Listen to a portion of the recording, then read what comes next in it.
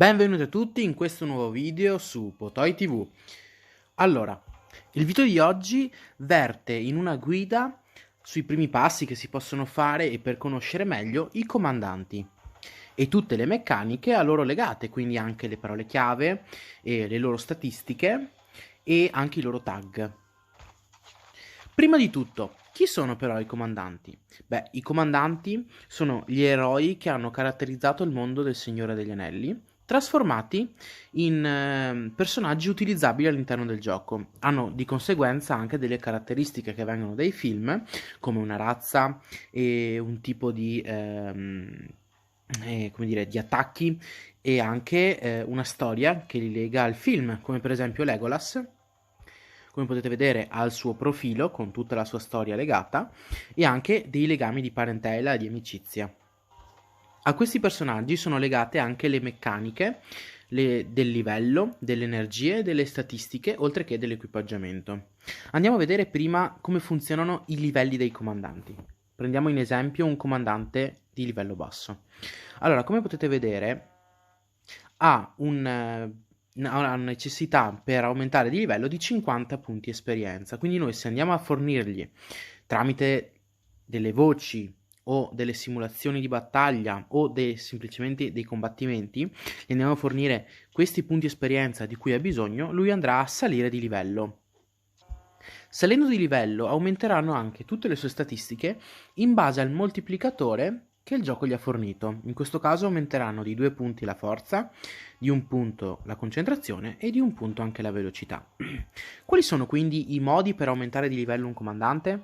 Possiamo usare le voci, come in questo caso, dove noi andiamo a ottenere 20.000 punti esperienza per un nostro comandante, o 2, o 3, dipende anche da che livello di voce abbiamo ottenuto. Quindi quando noi andiamo a riscuotere questa missione, ci fornirà anche i punti esperienza per i nostri comandanti.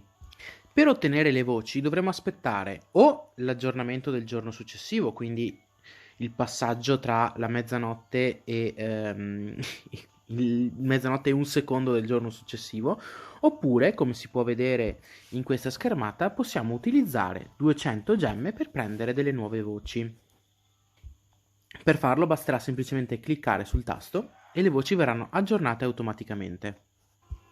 Un altro modo per ottenere esperienza comandante è proprio quello di utilizzare il tasto simulazione di battaglia in un nostro terreno. Lo possiamo fare su tutti quanti i terreni, dal terreno di potere livello 1 fino ai terreni di potere 300, ma solo su quelli che ci forniscono risorse.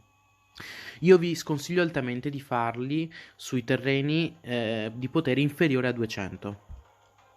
Quando noi andiamo a selezionare un eroe per una simulazione battaglia, possiamo decidere, come potete vedere qua sotto, il tempo che questo eroe con cui il tempo dovrà simulare la battaglia. Per 10 minuti un terreno da potere da 300 ci fornirà 50.000 esperienza. Andando ad aumentare i minuti di simulazione andranno ad aumentare anche il costo in energia dell'anello, il costo in energia del comandante e il costo in grano. Per mandare il comandante bisogna cliccare il tasto indicato dalla freccia. Un altro metodo per far ottenere dell'energia, dell'esperienza a un comandante è proprio quello di fargli fare una battaglia, in questo caso fatta contro un terreno di potere da 150. Il comandante ha ottenuto 22.000 di esperienza. Questo lo si può fare anche contro terreni di livello potere maggiore. Se lo fate per esempio contro un terreno da potere 200 in su, avranno 2 eserciti a difesa e quindi otterrete il doppio dell'esperienza per l'energia spesa. Tuttavia non è del tutto conveniente perché perderete un sacco di truppe in questo modo. Come funzionano le statistiche di un comandante? Ogni comandante ha 3 statistiche principali e una, tra virgolette, statistica di autorità. Cosa sono? Allora, questa vi permette di ottenere questa quantità di truppe e può essere aumentata per ogni comandante aumentandolo di un livello, e andando a vedere nella nostra base si può usare questo edificio per aumentare il livello di autorità dei nostri comandanti. In questo modo gli potremo fornire più truppe. L'aumento delle statistiche è principalmente legato al moltiplicatore di livello che ogni comandante possiede. Tuttavia, ci sono altri modi di aumentare le statistiche di un comandante, come utilizzando l'equipaggiamento. L'equipaggiamento è di vario tipo, ci sono le armi, come ci sono le armature, come ci sono gli elmi e come ci sono anche gli accessori. Questi oggetti vanno tutti quanti equipaggiati a un eroe e gli fornirà dapprima un livello di statistiche inferiore, poi mano a mano che il comandante prenderà dimestichezza con questo equipaggiamento, aumenterà il livello delle statistiche fino a dare potenza piena. Come potete vedere nel mio Legolas, la dimestichezza del comandante è data dal numerino in alto a sinistra sull'equipaggiamento. Un altro modo per aumentare le statistiche di un comandante è ottenere il tag del comandante, nel caso di Legolas il tag guerriero. Che cos'è un tag del comandante? Innanzitutto diciamo che i tag sono diversi, sono 5, sono guerriero, supporto, bilanciato, leader e stratega.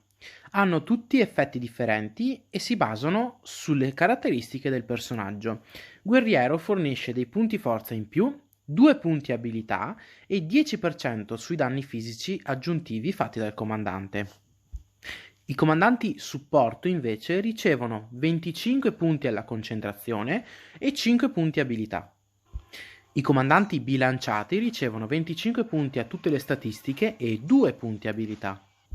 I comandanti leader hanno una delle abilità più forti in assoluto perché ricevono 5 punti all'autorità del comandante, il che vuol dire che vi permette di portare 5 unità di truppe in più. Il tag stratega invece è il tag opposto al tag guerriero, quindi vi fornisce 25 punti alla concentrazione, 2 punti abilità e 10% di danni in più sulla concentrazione, bruciatura e sul veleno, quindi su tutti quei danni che vengono regolati al posto che dalla statistica forza dalla statistica concentrazione. Per sbloccare il tag del comandante bisogna aumentare il livello del comandante fino al 20, da lì in poi il tag si sbloccherà e fornirà le statistiche e i punti abilità che vengono scritti. Ogni comandante poi, come potete vedere, ha dei titoli, che sono quelli gialli, e delle abilità, che sono quelle blu. Le abilità si sbloccano dandole completamente 7 punti e, partendo da un livello base, andranno ad aumentare con la loro forza, mentre i titoli sbloccano un effetto aggiuntivo quando verranno forniti 15 punti abilità e quindi quando verranno portati al massimo. All'interno di questi titoli e abilità ci sono delle parole chiave. Partiamo con quella più comune, la parola comandante. La parola chiave comandante si riferisce specificamente al comandante alleato e quindi al comandante stesso di cui avete utilizzato il titolo o l'abilità. La parola utilizzatore si riferisce principalmente al comandante e nel gioco ne possiamo avere diversi esempi. È tuttavia una parola comunque più ampia della ristretta comandante di prima, perché si può riferire anche all'esercito alleato, tuttavia ne abbiamo veramente pochissimi esempi. Poi abbiamo la parola chiave esercito, che si riferisce al nostro esercito, quindi l'esercito alleato, alle nostre unità, insomma. Poi ci sono le specificazioni per le unità alleate, in questo caso l'unità alleata con la difesa più alta, quindi si può già presumere che se noi mettiamo una truppa con difesa 100 e una truppa con difesa 70, questa abilità andrà a targettare la truppa con difesa 100.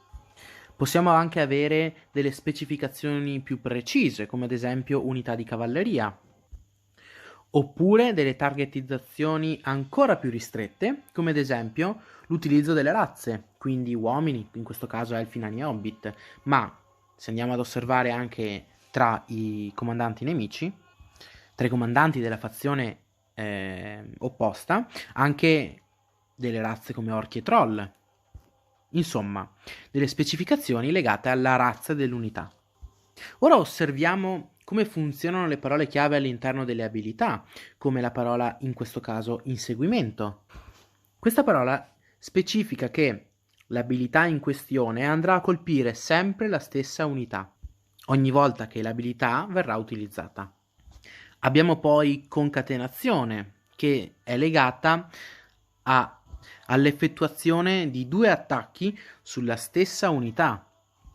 Abbiamo poi anche dei buff specifici all'attacco, come nel caso di Duolin, oppure la possibilità di buffare la difesa e i PF. A cosa si riferiscono? Allora, la difesa si riferisce alla difesa dell'unità, mentre i PF, quindi i punti ferita, si riferiscono alla vita di una specifica unità o, in questo caso, di tutto l'esercito. Ogni abilità, ogni titolo, a meno che non sia un'abilità o un titolo passivo, come si può osservare, ha un cooldown. Come funzionano? Beh, bisogna osservare la quantità di round che l'abilità ha bisogno per ricaricarsi e quindi in quei 2 round, in questo caso, l'abilità non andrà ad attivarsi, ma nella battaglia verde foglia si attiverà a round 3, a round 5, a round 7, a round 9, quindi ogni 2 round. Lo stesso vale anche per le abilità. Come attacco ai punti vitali avrà un cooldown di un round, quindi un round sì e un round no, questa abilità andrà ad attivarsi. Mentre per i titoli passivi, questi qua saranno sempre attivi e avranno una possibilità, come in questo caso del 50%, o in altre situazioni potrebbero attivarsi anche sempre, di attivarsi ogni round. Possono esserci anche abilità passive, come duplice colpo in questo caso. Per il video di oggi era tutto. Io vi ricordo per favore di iscrivervi al canale, di attivare la campanella per osservare e per guardare tutti i nuovi video che usciranno. Ciao ragazzi!